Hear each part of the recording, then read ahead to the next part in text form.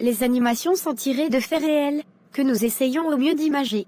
Bon visionnage à vous, et n'oubliez pas de vous abonner.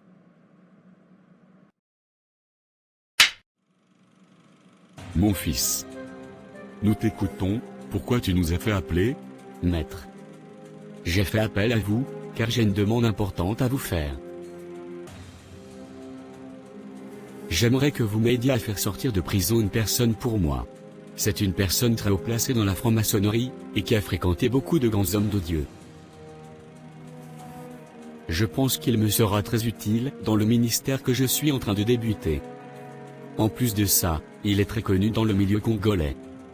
Il pourra influencer beaucoup de personnes, de la communauté à rejoindre mon église, afin que je devienne très vite populaire. Ça peut être une bonne idée. Mais avant ça, j'aimerais aller rendre visite moi-même à cette personne. Et je vais éprouver son esprit pour voir si effectivement il vaut le coup d'être libéré.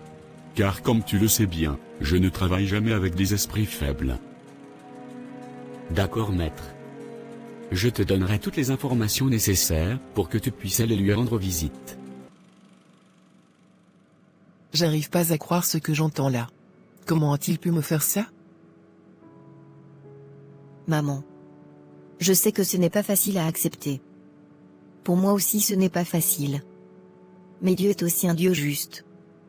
Et papa doit répondre de ses actes pour toutes ces jeunes filles à qui il a fait du mal.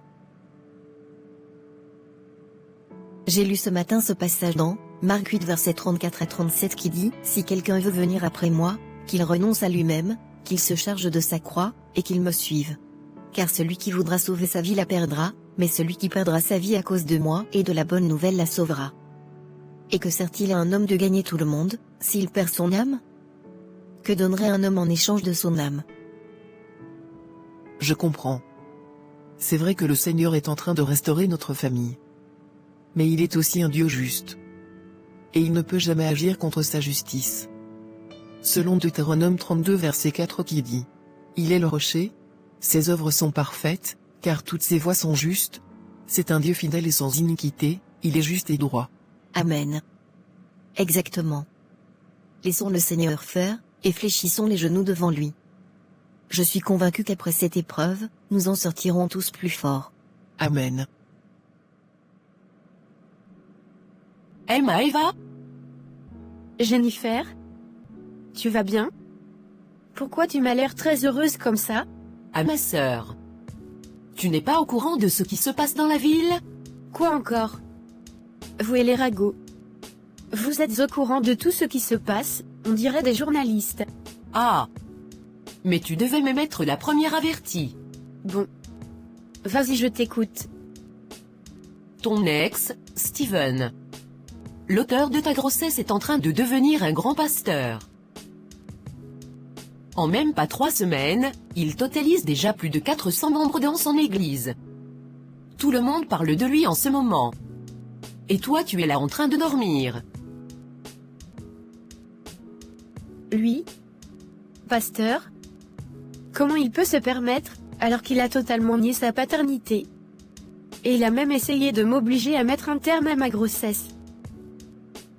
Et il ose devenir pasteur sans venir vers moi pour prendre ses responsabilités, et me demander pardon. Oh! Maëva! Je suis en train de te parler des choses sérieuses là. Au lieu de te victimiser, tu ferais mieux toi plutôt d'aller vers lui t'excuser et lui implorer de te prendre comme femme, afin de devenir une First Lady. Tu profiteras de sa notoriété et tu deviendras riche et célèbre. Tu as oublié comment ta mère est bien entretenue depuis des années grâce à l'argent des offrandes de l'église de ton père? Mais ça va pas non. Et ne parle pas de ce que tu ne connais pas. Mes parents se sont repentis de cette vie-là. Et ils servent le Seigneur maintenant dans la vérité.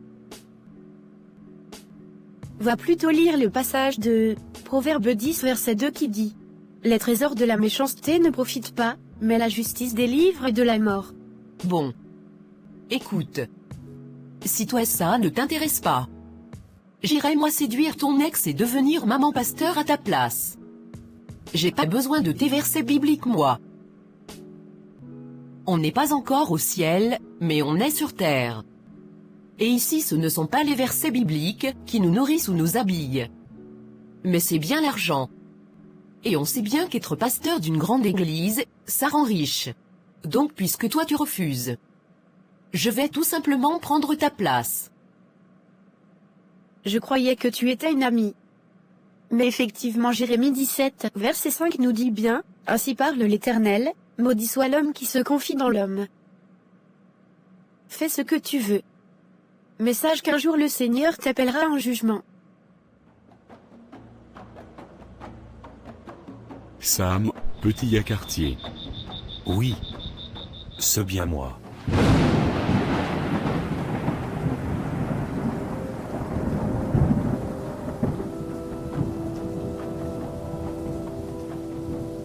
Je vois que tu es fort, spirituellement. Steven m'a dit que tu étais haut placé dans la franc-maçonnerie. Tu es au quel degré? Je suis au 27e degré.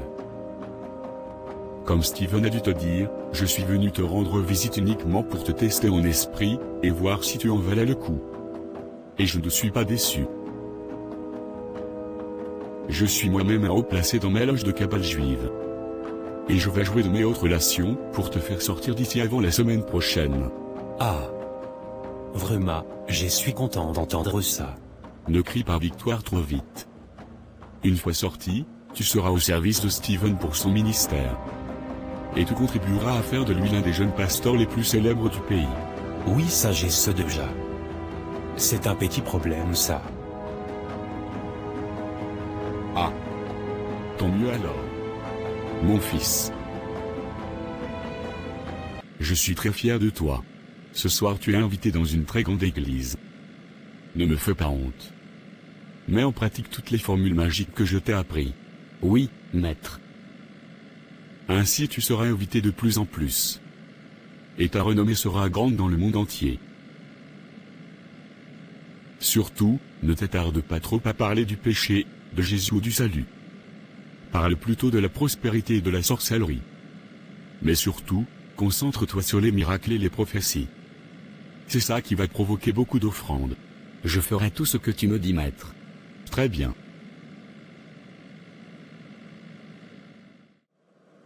Toi ici? À grand prêtre. Je appris que tu étais en prison maintenant. Tu t'es rendu tout seul à la police? Ah mon petit. Beaucoup de choses ont changé. J'ai véritablement reçu le Seigneur dans mon cœur. Et j'ai décidé de réellement le servir.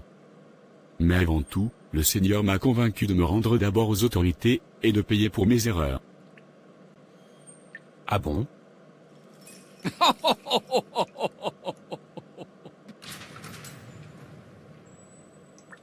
Tu es bizarre, hein? Comment Jésus va t'aider de venir en prison? Yo pensa. En tout cas, moi je veux sortir demain. Et je veux aussi devenir pasteur. Tu sais Sam. Le chemin que tu prends n'est pas bon. Le Seigneur m'a parlé à ton sujet. Et je suis au courant de ce que tu prévois de faire, et de qui va te faire sortir de prison. Mais le Seigneur m'a montré que ce qui t'attend si tu continues sur ce chemin-là, c'est la mort physique. Ok. Si Dieu t'a parlé, qu'il vienne aussi me parler. Mais pour l'instant je veux continuer ce que je fais.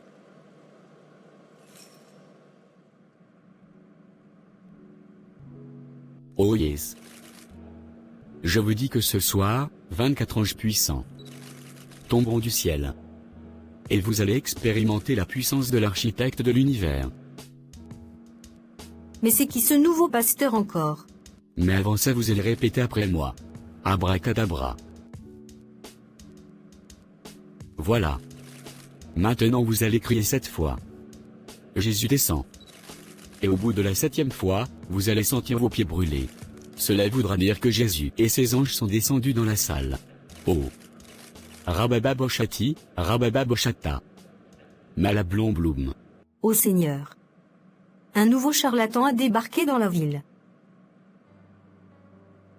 Seigneur, s'il te plaît. Révèle-toi à toutes ces âmes qui se laissent facilement être séduites par ces faux serviteurs. Je t'en supplie. Et surtout n'oubliez pas. J'ai le pouvoir de déchirer le ciel. Mais pour cela il faudra me faire une offrande très conséquente. Ce jour où je verrai celui que j'ai tant de fois attristé. Ce jour où je verrai l'amour personnifié.